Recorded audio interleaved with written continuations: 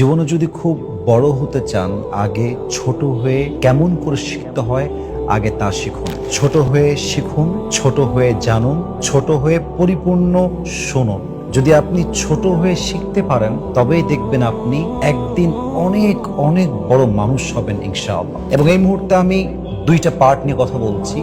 Just listen to me with full concentration. Just মনোযোগ দিয়ে শুনবেন পরিপূর্ণ। বড় হওয়ার জন্য দুটি বিষয় খুবই জরুরি। এক নাম্বার, আপনার ভেতরে এমন একটা পার্সোনালিটি থাকতে হবে, এমন একটা ব্যক্তিত্ব থাকতে হবে যে আমি মানুষকে অনেক কিছু দিব। You have to have this personality যে আমি মানুষকে অনেক কিছু দিব।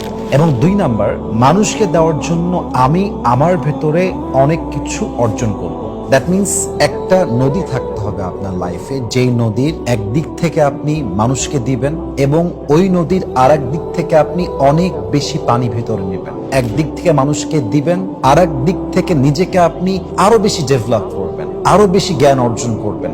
When you have a lot of things in you, যখন আপনার ভিতরে অনেক কিছু থাকবে, তখন আপনি মানুষকে দিতে সক্ষম হবেন। এজন্য যদি বড় হতে চান, আগে ছোট হয়ে শেখা শিখুন, শুনতে শিখুন এবং মানুষকে দেওয়া শিখুন। দেখবেন আপনি আপনার জীবনে অনেক বড় কিছু হবেন ইনশাআল্লাহ তাআলা।